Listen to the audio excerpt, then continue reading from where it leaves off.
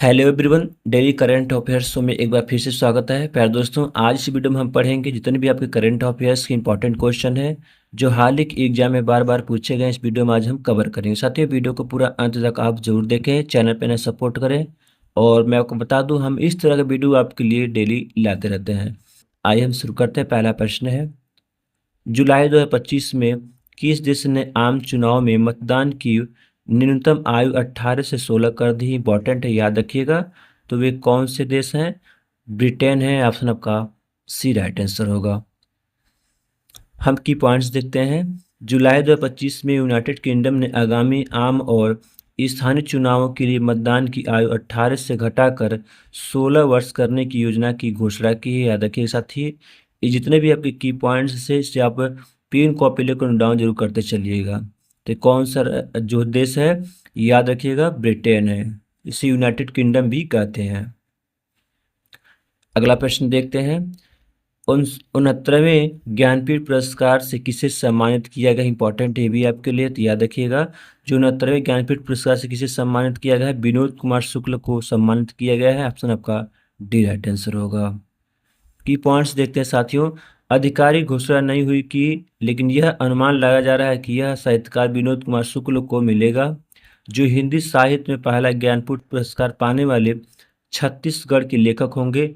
और 98वां ज्ञानपीठ पुरस्कार संस्कृत विद्वान जगद्गुरु रामाभद्राचार्य को दिया गया था।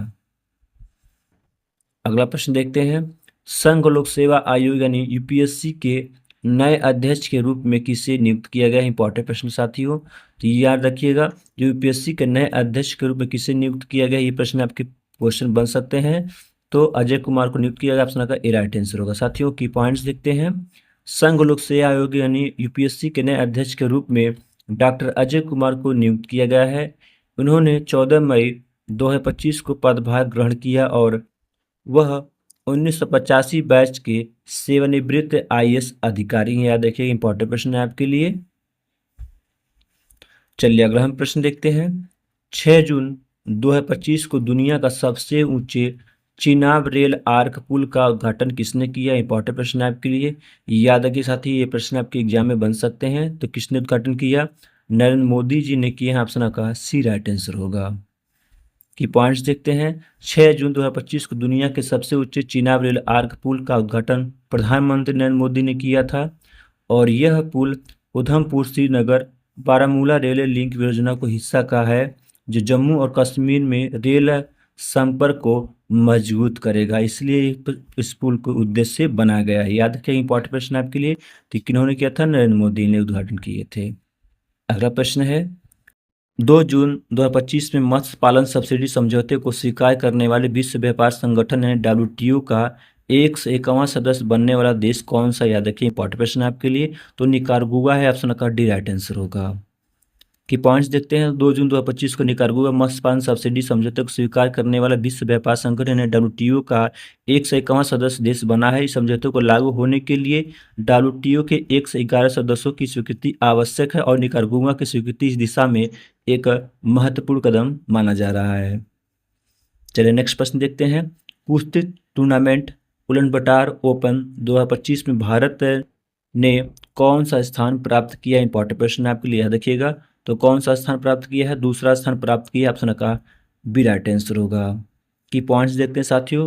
उलानबाटर ओपन 2025 कुश्ती टूर्नामेंट में भारत ने टीम रैंकिंग में दूसरा स्थान प्राप्त किया। भारत ने कुल 21 पदकों, 6 स्वर्ण, 7 रजत और 8 कांस्य के साथ यह स्थान हासिल किया। इंपॉर्टेंट है, इसे नोट करते चलिएगा।